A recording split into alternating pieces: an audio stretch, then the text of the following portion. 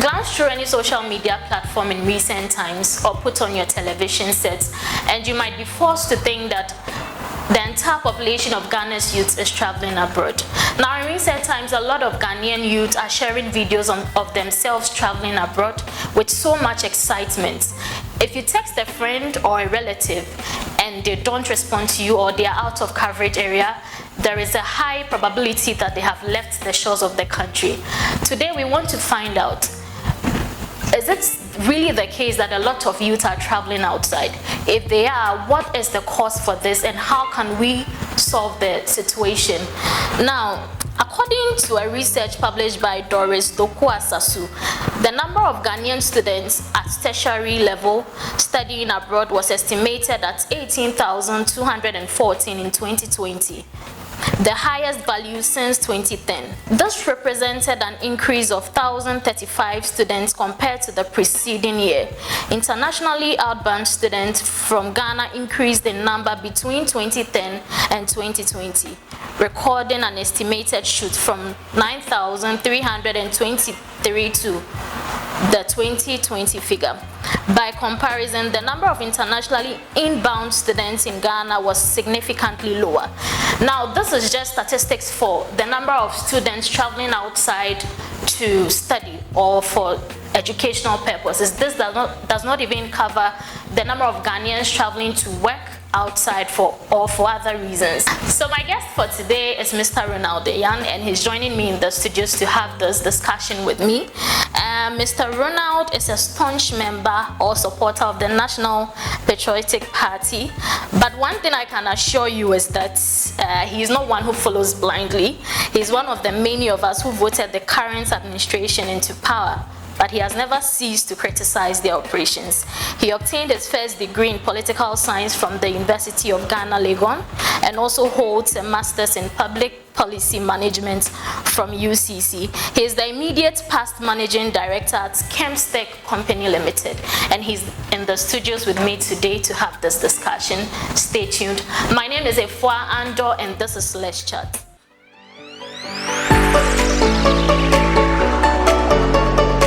Welcome back, guys. So like I said, Mr. Ronald Enyan is in the studios with me today to have this very wonderful discussion. Thanks for making time to join me, and I hope that you're going to enjoy the conversation. Please do like the video, subscribe to our page, and share the videos with your friends and loved ones. And as usual, we want to see your comments in the comment section. Let us know what you think about this. You are watching Let's Chat on Navantrix TV with me, Efua Ando. Hello, Mr. Enyan. Hello, Madam Efua. How are you doing? I'm doing good. How are you? I'm doing good myself. I'm glad you've joined me today. Thank you for having me. Finally. We get to meet. So how is life? Oh, life hasn't been bad. I mean, we are jumping here and there, but God is keeping us. Okay. So I'm doing okay. Yeah. So I'm sure you've observed the current trend of Ghanaian youths leaving Ghana. What we know is that they are moving out in search of greener pastures.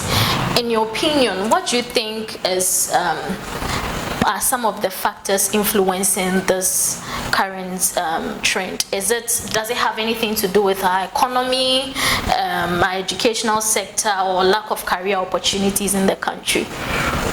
Thank you very much for the question. Okay. Let me say a very good afternoon to your viewers.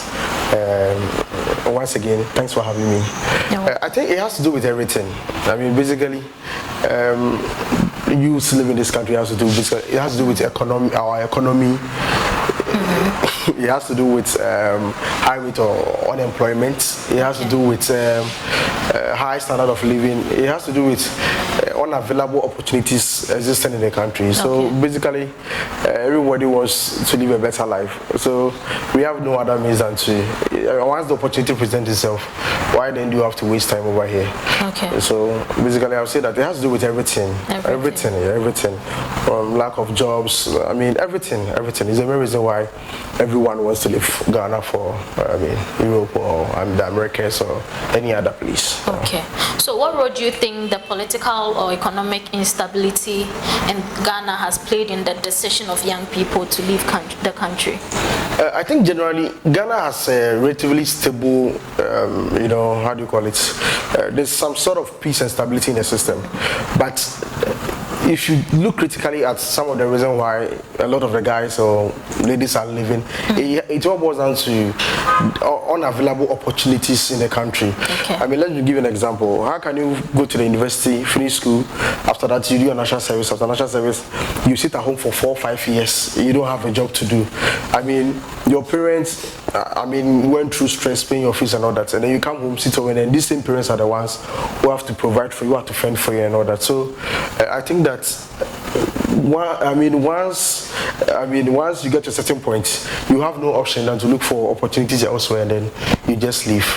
Okay. So is that to say that these opportunities they travel outside for are not existent in this country? I think they are non-existent here. They are not existent here. I have always been of the view that our country, Ghana, our system here, have been set up for us to just suffer, for us to just go through difficult stuff. Okay. Hope you understand me? Yeah. Because I've had a chance to stay outside for almost 2 to 3 years. Okay. And so if you compare that to the kind of system we have over here, to even get a job, you have to know somebody. That person also has to know someone. It goes on and on and on and on. Our health system is just terrible. Our housing system is just terrible. Our rules are just bad. Everything is expensive. I think currently inflation is around almost 43%, right? Okay. So you imagine, a private company hires you and is paying you 700 or 1,000 Ghana cedis. What are you going to do with that? So you understand? Yeah. Let me use an example. The nurses that we have, we always complain of nurses leaving, teachers leaving for UK and US and all those kind of stuff. How much does diploma nurse earn in Ghana here? 1,000, 8,500. But meanwhile, her colleagues is in the States earning $30 per hour.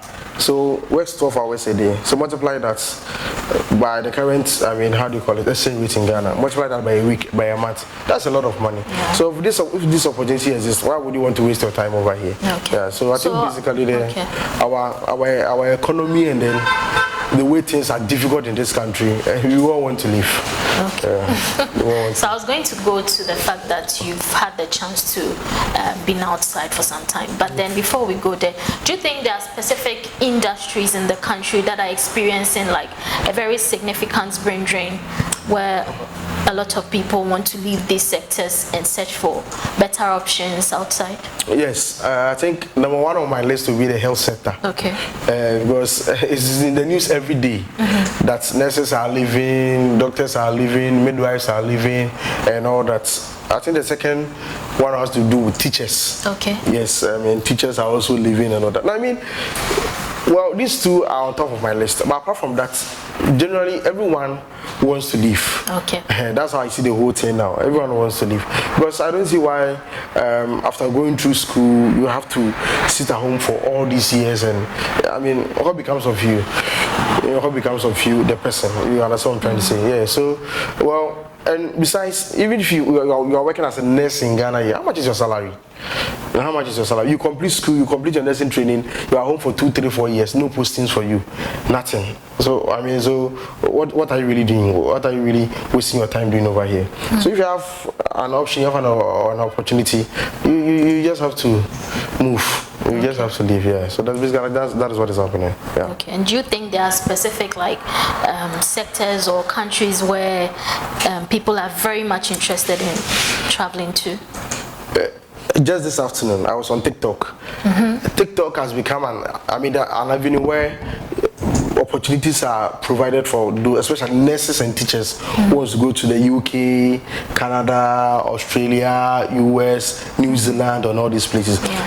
24/7, they are always looking for nurses, healthcare, professionals and all that. So, these countries and their living conditions are also good. Okay. They pay well, you can go with your family and all those kind of stuff. So, basically, it's a motivation factor. That's why people are really living here. Okay. So, personally, do you have any friends or relatives who have traveled abroad recently? Yes. That was last year. My friend Terry, he left for Russia. Okay. Because that was where I was and I came back to Ghana. He left for Russia because of this lack of job opportunity. He was working at GEPA, but unfortunately, if I tell you his salary, you laugh about it. Okay. You understand what I'm trying to say? But he was virtually doing all the work at his office. I mean, his department. But if I tell you how much he was earning, it's just laughable. So he had I helped him with a scholarship, and then he left for Russia. Just some 2 days ago, my friend Leonard, he was pursuing a master's degree at Tech, but he has just forgotten about it and he's left for UK. Really? Yes, he's left for UK. Okay. You know, he's gotten somebody to, marry or something, this kind of arrangement and all that. So he's left about 2 days ago. He left about 2 days ago. So okay. So for those of us who have had a bit of education in the country or in Ghana here, and travel abroad, maybe not for educational purposes, even if for educational purposes, is it always the case that when you get there you can find something in relation to whatever you studied? Like a job in relation to whatever you have studied? Because I think sometimes too, people tend to over-exaggerate.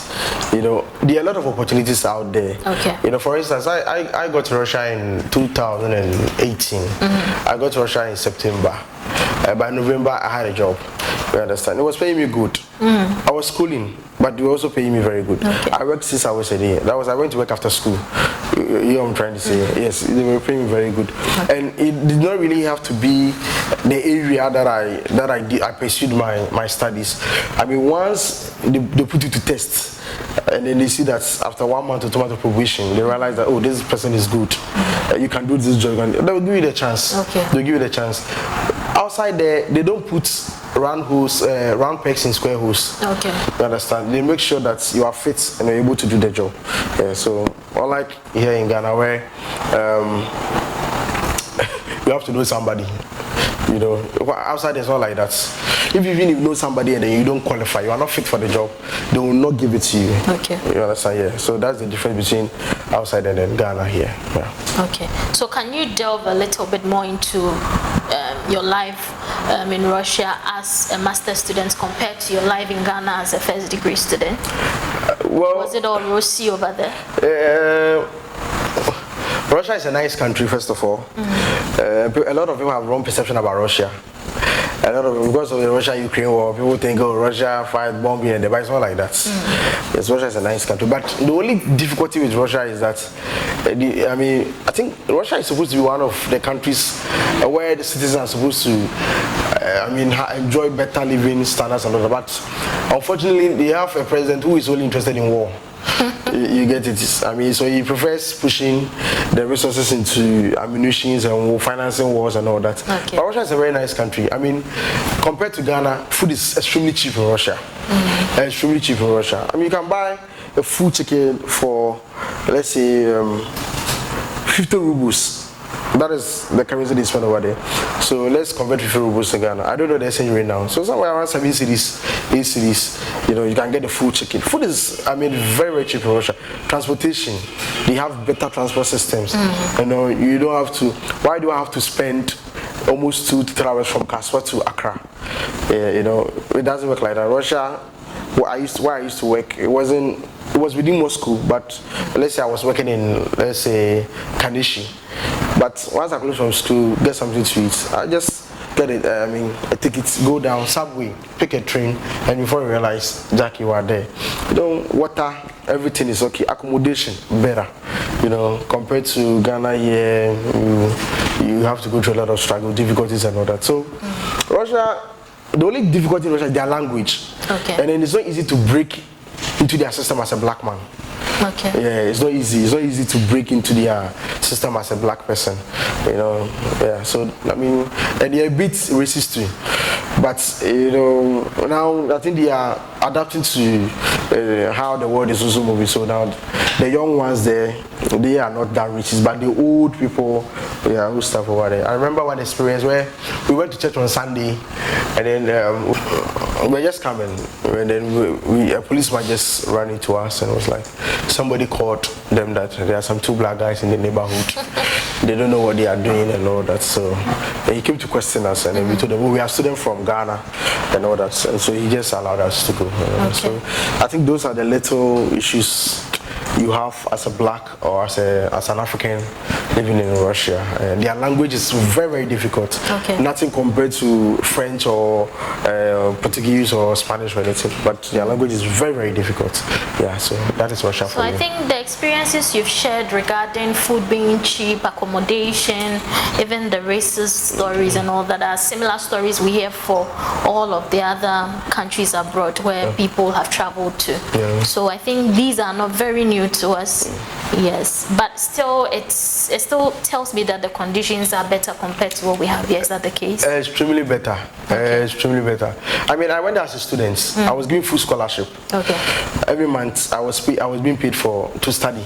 Okay. I had accommodation.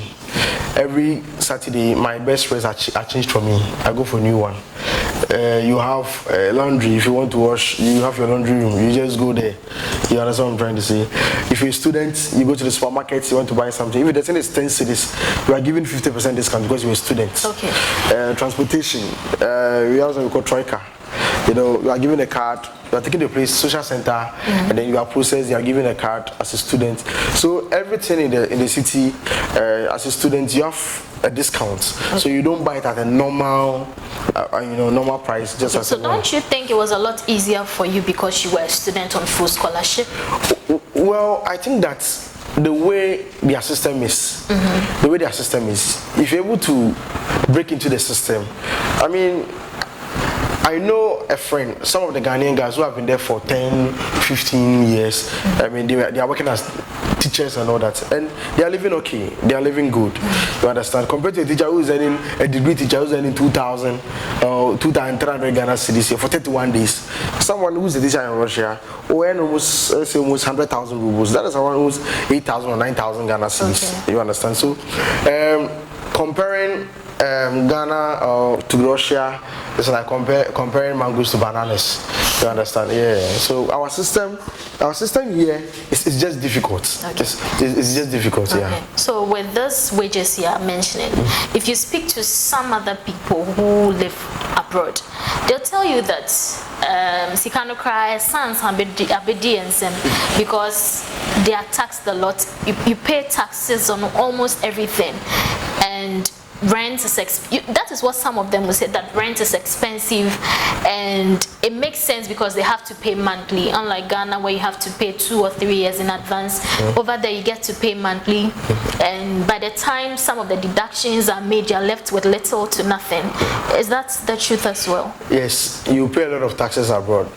They say all this, but yet they're able to make a lot of properties here in Ghana. So how are they able to do that? Okay. I hope you understand what I'm saying. How are you able to do that? You know, I understand when Ghanaians complain about taxes and all that, because at the end of the day, you don't see what your taxes are being used for. Yeah. But over there, your taxes are being... I mean, when I went to Russia, I mean, I used to go out a lot, but there was no single time that I saw rubbish garden anywhere. Okay. You know, that's what I'm trying to say. There was no single time that I saw open gutters. Okay. You have these rubbish and no. Russia, if you go to markets, and you go to the supermarket, you want to purchase items. If you want plastic rubber, you have to pay for it. Okay. If you tell you want plastic rubber, you have to pay. You're like you go to the food vendor, you want to buy wachi. After buying the wachi, then she automatically gives you have to pay, because they have a system. Mostly they use paper bag for this kind of stuff. So, but I think living in Russia or Europe is far better, and always be better than living in Ghana here. Until there's something is done about our system here. Okay. Until something radical, we get a radical leader to come into the system and then do something, bring some massive change into the system here. We'll continue having hopelessness and then. So you voted Akufo-Addo into power, correct? I did. So would you say he hasn't been radical enough? He hasn't been a radical leader enough? Well, from 2017 to 2019, I think the government was doing a bit well. Okay. I will be honest about that. Until the famous Russia-Ukraine war and COVID and all that. But I don't buy those things. Okay. But don't you think it's contributing? I don't really agree. Okay. Where I sleep, if I remove the tiles in the room, put in black soil and plant tomatoes, it will grow. Okay. So we have all these things in this country. What are we doing? What are we doing as a country? We have Ghana gas. We import most of our fertilizers from, how do you call it, Russia. It's the same gas which is used for processing this fertilizers and all kind of. What are we doing as a nation? Okay. You get what I'm trying to say? Now cassava can used to do a lot of things. How much is a liter of fuel now? There were a lot of things I was expecting the Akufo-Addo to do. You know, why can you allow one minister to sit at a particular ministry for 7 years? No reshuffle. This your appointees, they are so comfortable in their seats, but it's not going well. Currently, I won't sit here and say just because I voted for Akufo-Addo in 2017, 2016, things are not well. Things are hard. We are struggling. Okay. The youth of this country, we are going through a lot of difficulties. Okay. Yeah. Okay. So things are hard. He hasn't been radical enough. I mean, I expected more, but he has disappointed me. Yeah. So at the time you traveled, what did you consider? Were times as difficult as now, or you had your personal reasons? If yes, can you share? Oh well, I remember telling my father that I'm tired of schooling in Ghana. For my master's, so then I want to go and do it outside. I mean, I didn't know that. I didn't even have a passport. Okay. So I didn't even know how I was going to travel. But God works in mysterious ways, and then it happened for me. Okay. You get it? Yeah. Well, I had to come back because of certain things. Yeah, certain stuff. That was why I came back to Ghana. But let's see. We are looking at what the future holds. Okay. Yeah. So after having returned, have you faced any limitations or challenges in terms of finding skill development opportunities or even a job? Extremely difficult. Extremely difficult. Okay. Finding a job here in Ghana, as I stated earlier on, you need to know somebody.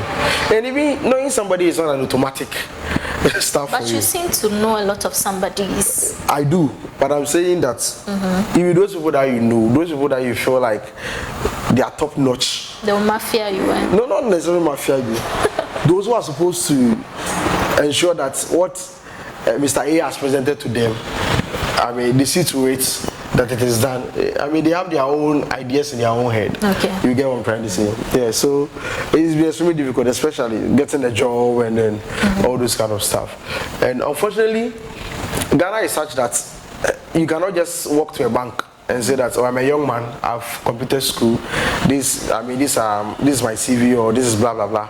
I want you to give me a loan of 50,000 Ghana cedis. I want to go into farming. Okay. Who is going to do that? They won't even mind you. You understand? So our system is, we are just set up to fail. We are just set up to fail. That's the kind of system we have over here. Because I am a public policy student, so when I look at all the stuff that other countries are doing, that's, I mean, we have these leaders of ours attending Harvard, the Yales, and then we cannot replicate those things here. I sit and I'm like, what is really happening? You know, is it that people just enjoy others and muddying the water, and then they benefit from those kind of stuff? But we have a problem. We have a huge problem as a country. You know, we have a huge problem, and unfortunately, the few existing private jobs too, they take undue advantage of graduates. But they feel like, oh, there are no jobs. I'm offering you this job, so come and take it. Oh, how much will you pay me? 1,000 cedis, 500 Ghana cedis. Ah, really? So it's a very sad situation being a youth in this country. Okay.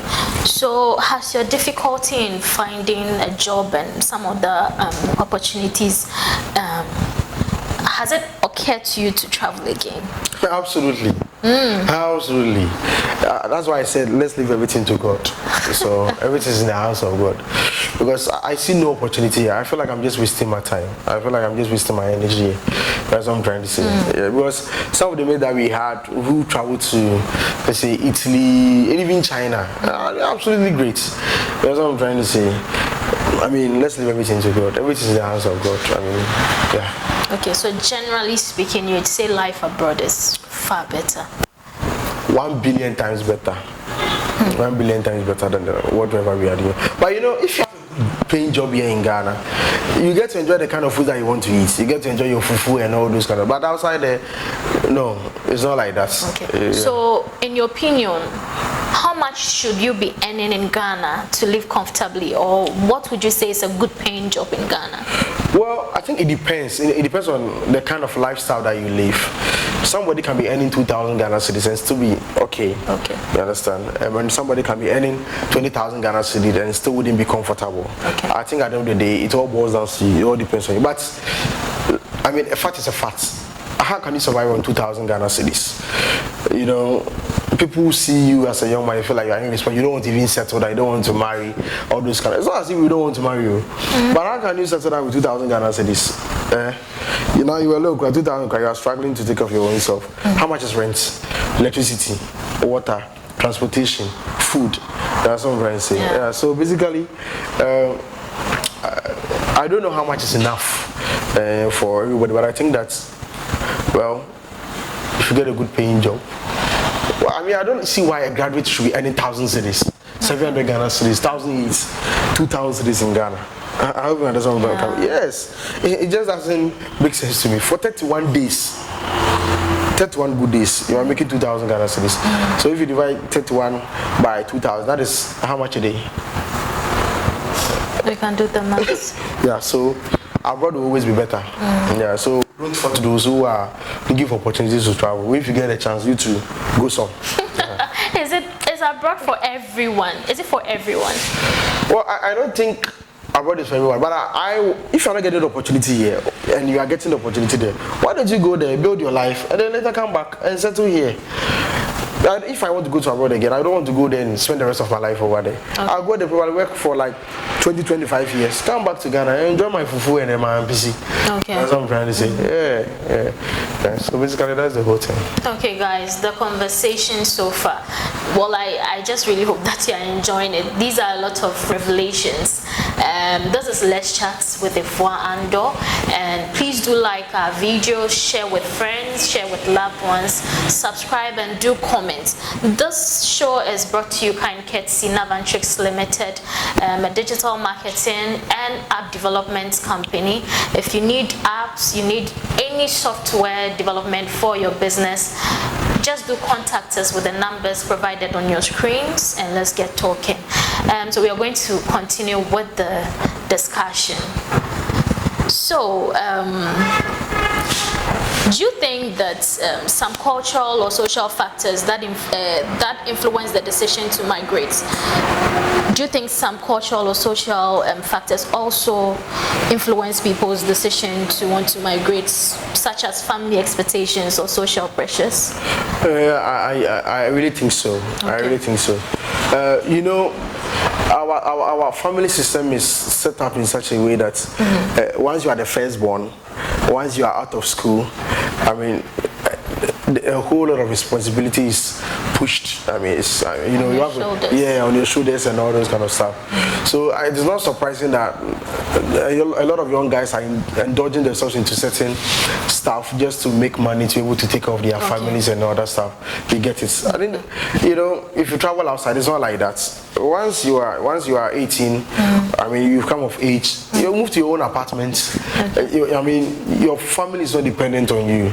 But here, they have another just say that make sure now see if you're not sure I'm seeing to that's what I'm trying to say. But I think it's so wrong. Why would you make your children your investments, your retirement, your investments? That's what I'm trying to say. So it's something that I've always said. I always tell my people that, well, I think it's very wrong for you to have that kind of mindset that I'm putting you through school. It is not wrong. I mean, if you have in abundance and you can support, there's nothing wrong supporting your family and all that. But yeah, it's more or less has become an established something, whether you have or you don't have.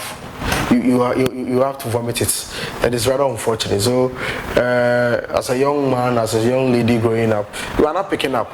You are earning 2,000 Ghana cedis. Family is calling you, daddy is calling you, sister is calling you, all those kind of stuff. So, how are you going to live? How are you going to survive? How are you going to plan your life? You know what I'm trying to say. So, I think that's we have a huge problem here. Okay. Yeah. Don't you also believe that the Ghanaian diaspora community is also influencing people's decisions to want to live? Like these days on social media, you tend to see a lot of these people, you know, they come on social media live, you know, everyone almost has access to smartphones these days. And it's not like in the past where if somebody travels or leaves the shores of the country, you don't see them until they have come back. Today, thanks to social media, we get to see the lifestyle people are living. And most of these people will not post or share what they go through to make their monies. Somebody leaves Ghana and in less than 2-3 months you see them living very fancy and lavish lifestyles. And so a lot of us are carried away, or we tend to believe that, oh, it's so rosy. Meanwhile, over there, I even hear that, let's say if you want to own a smartphone, you don't even have to pay upfront. So far as you are working, you can take the phone and pay in installments. These are all things happening there. You can do such for cars. And again, you don't have to pay, let's say, a year advance or 2 years advance if you want to rent. All that matters is that you need to be working to live a comfortable life. So don't you think some of these things we see also influence our decisions? Well, I think it does. Okay. But I mean, there's absolutely nothing wrong with that. Okay. I'm sure you have colleagues, you have mates, some who might have traveled outside. In the next 4 or 3 years, you try and compare your I'm not saying you are doing bad, but you compare your living standards to their living standards. Compare the kind of stuff that they have in their lives to what you have here in Ghana here. You see, the reality is that outside is better. You know, even if you have to work 12 hours a day, you have to pay your rent, you have to do this, you have to do that. What matters is that you are making the money. Okay. You know, you are making the money. Now, outside, you need iPhone 15 is out, right? Yeah. If I have iPhone 14, I'll just walk to the Apple shop. Once I have an ID to show that I'm a citizen of, let's say, US. I'm a US citizen. This is how much I earn a month. I want iPhone 15. It's very easy. Okay. I just take the phone. Every month I'm deducted, let's say, 1 Ghana cedi. You get it. But Ghana here, you have to come up almost 118,000 Ghana cedis to buy the iPhones and also. Yeah, so the reality is that things are better over there. And I won't for those who come on social media to flaunt whatever lifestyle they are living over there. I mean, I know they want you to see that there are better opportunities elsewhere. Okay. You get it? Yeah, there are a lot of better opportunities outside there. So, yeah. So I don't fault them at all. Yeah. So do you think there are enough or any success stories or initiatives in the country influencing people to stay in the country? Are there enough success stories like that? I doubt, my dear. I really doubt. Because people will say that in Ghana, the only people you see thriving are politicians, their children, their families. They are willing everything to their families, left, right, center. Is it the case? And you know, a lot of these business gurus or businessmen we see have like very tight political affiliations. Is that always the case? Well, as I stated earlier on, I said our system has been set up in such a way that we have to struggle. Okay. You know, you have to struggle. You have to go through the mill to get up there. I'll just give you a few examples. Okay. Let's do somebody like Kennedy Japan. Honorable Kennedy in Japan. I mean, he lived most of his life outside. Okay. You know, his first $1 million that he made it whilst in the United States. Okay. Let's take somebody like how do you call him? Despite. They would tell you that he used to do this, but he was also a businessman. He used to travel outside and all those kind of stuff. Look, it's just not easy down here. You understand what I'm trying to say? It's just that now every young man wants to be a politician. Why is that? They tell you it is the quickest way to make money. You understand what I'm trying to say? Then we have a reason to be scared. But if you travel outside, the systems are working. Systems are working. Things are put in place. You know, people have love for their country, and so they are very patriotic, and they make sure they do the right thing. But like our system here, look at the struggle that we are going through. So what kind of life would I have for Ghana? You know what I'm trying to say? Yeah. So given the opportunity, I would just want to do things anyway, anyway like that. Yeah. And besides, it is not easy to make it out here in Ghana. What is the interest? Currently, our monetary policy rate is around 30%. So if you want a commercial bank and tell them that you need a loan to do business, it is even there's a 100% chance they don't even give it to you. Okay. Because you don't have any collateral for that loan. Okay. Yeah. So, but if they are even going to give it to you, they are going to give it to you around an interest rate of 35%. Now, 35%. Tell me, what kind of business are you going to do in Ghana here to pay an interest of 35% before you pay your workers and before you even think of making profits. But outside there, somebody is coming from China, the person has gone for a loan with an interest of, let's say, 1% or 2%. So how are you going to be able to compete with such a person? You know what I'm trying to say? Yeah. So fundamentally, we need to look at our system. There are a lot of stuff, a lot of things are wrong with our system here. Okay. I hope you understand what I'm trying to say. Yes, so, well, that's why I said we need a radical leader. And now we're waiting for a radical leader to come into office and then change Okay, things. so what do you think are some potential consequences, both positive and negative, that could come up as a result of a significant portion of our youths leaving the country? Well, I think, we are losing the human resource of the country. Yeah. That is the first thing that I would like to. So recently, I watched news on TV3, and then one medical superintendent from one of the regions, I can't remember the exact region, but he was saying that this very year alone, I mean, where the facility that he works from, the government, about 39 nurses, they've all left for either to the UK or to the US or to New Zealand or to Australia. Basically, things are fundamentally wrong with us, with our system. You get it? Yeah. So I think that it is high time. And now, unfortunately, people are also getting education every day. We are encouraging people to go to school, go to school, go to school. And after school, what happens? You come and sit home and cross your legs, and your parents continue to buy food for you to eat. Then what is the dignity? Then what is the point of going to school? What I'm trying to say. Yeah. So we have a problem. We have a challenge. Yeah. Okay. I sometimes get scared when I think about the future of this country, because we want to develop our country. We want Ghana to be, to have all the opportunities we lack here. But then if we all keep traveling with hopes of not even returning, or returning only when we have retired, then how are we going to contribute to the development of the country? Can the government alone do this on its own? First of all, to answer this your question, I would like to start from this angle. Why do we keep to vote for leaders into power? We vote for leaders to solve problems. Okay. But since 1992, are we getting answers to the problems that we've been crying over? It's more or less the people we vote into power keep worsening the situation for us. Okay. You know, the rhetorics are becoming one too many. You know, the big English. You know, the big English. I mean, we seem to glorify big English. You know, let's get down to work. Let's adopt practical stuff, things that will help the country. Now, tell me, how many young graduates, I mean, complete school with 2,000 cedis in their savings accounts? How many young graduates? And then you tell these graduates that they should go into business. What kind of business? Where are they going to find the money? You understand? But this same person will go to a bank. No bank will be willing to give 50,000 cedis to a young graduate. You understand what I'm trying to say? Yeah, so we have a problem. I'm saying that, well, this is not a political discussion. Maybe another time you can invite me for us to do proper politics. You understand? The very things, let's look at policies, the very things that other countries have done that we can replicate over here. You know. Okay. We used to be interested in the things in the books, not the practical things. Okay. Yeah, so that's why I have a challenge. It means that, in your opinion, the past governments and even ruling governments have not done enough to turn the situation around. Not at all, because currently, as we said, I mean, what is the current unemployment rate in the country? Almost about 13-14%. That's what I'm trying to say. So, I mean, we have a problem, and every year people are graduating from school. Every year, people are graduating from school in their thousands. So, where are they going to?